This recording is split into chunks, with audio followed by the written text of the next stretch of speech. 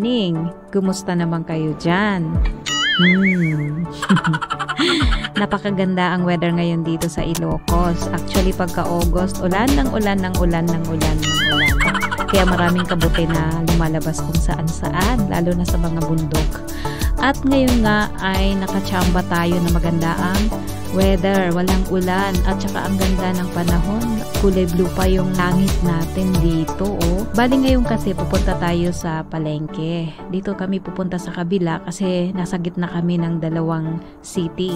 Itong pupuntahan natin ay yung Batac City. Sa kabila kasi yun yung Lawag City. Bali na pag-isip-isip namin na pumunta na lang dito sa Batac kasi nga market day ngayong Sabado, kaya dito kami pumunta. At syempre, maraming magtitinda ngayon ng mga gulay, sariwa na, marami ring mga murang mabibili nga. At eto na nga, nandito na kami sa bilihan ng isda. Tingnan nyo naman, no, ang linis-linis ng palengke, no? Talaga namang yung mga tao dito, disiplinado. Wala ka man lang makikitang balot ng candy na nakakalat dyan sa daan, diba? Or papel na maliliit. Wala talaga, as in, malinis talaga dito sa Ilocos. Siya nga pala, na bumili na rin tayo ng galungkong kasi medyo mas mura-mura ang isda, no? Pinalinisan na rin natin kay ate.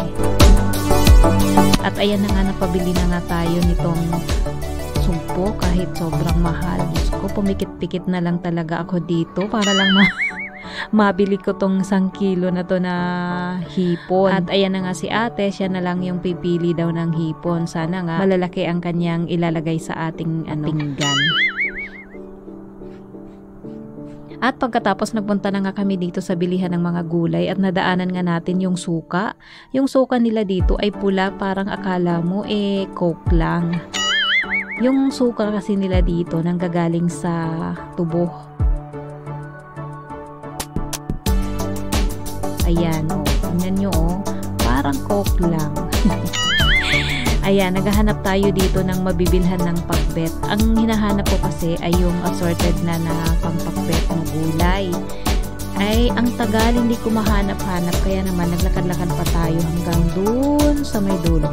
Malawak kasi ang palengke dito sa Batac. Kung iikutin mo siya, talagang mapapagod ka sa kakaikot, lalo na pagka meron kang bitbit kasi ang lawak-lawak ng palengke na to. At ito na nga, nakahanap na tayo ng naglalako ng assorted na pinakbet. Ito yung gusto natin kasi sa 1 kilo, nandoon na lahat yung kukunin natin or kakailanganin natin na gulay. Kaya bahala ka na kung ano yung karami yung kukunin mo bawat gulay.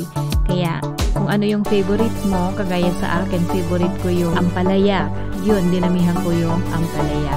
Ayan, assorted na yan siya. Nandiyan na lahat. May kamatis na, may sitaw, may talong, at patola, okra, at saka sigarilyas. At ito nga, nakita ko nga itong kalabasa. Ganda. Ay, 30? Nakimtalbat lang, deta? Iilan? Ano kaya mo? Deta hindi, deta doctor. Sa kanina At pagkatapos, kumuha na rin tayo nitong kamote. Masarap kasi sa pakbet yung merong kamote, no? Lalo na pagka manamis-namis yung kamote. Nako, lalong mapapalaban tayo nito sa rice. Masarap kasi sa pakbet pagka merong kamote.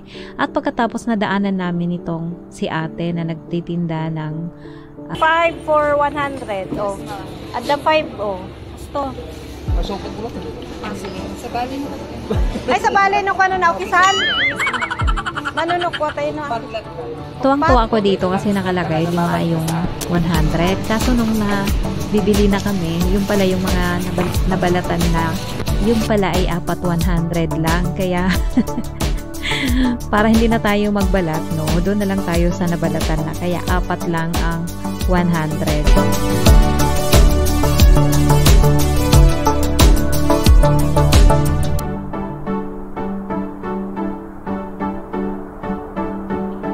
At ito na nga, naman tayo papunta doon sa may bilihan ng mga saging. Parang gusto natin kasing kumain ng saging, kaya bumili na rin tayo dito ng isang piling. Ayan, bali yung isang piling na yan, 150 ang bayad. Pero okay na rin siya kasi marami na rin yun. Oh. Ayan yung mga napamili natin. Diba ang sasariwa? Oh, ang sarap kainin. Oh, manamis-namis. Ayan, ang galunggong. Masarap yan sa pinakbit lalo na pagka naprito ng crispy. Ayan po. At ayan ang ating pinya. Yellow talaga siya. Talagang ang tamis-tamis niya. Amoy pa lang. At eto na, naluto na po yung pinakbit natin. At ang ating galunggong na crispy. Ayan. Ang sarap-sarap. Kain na po tayo.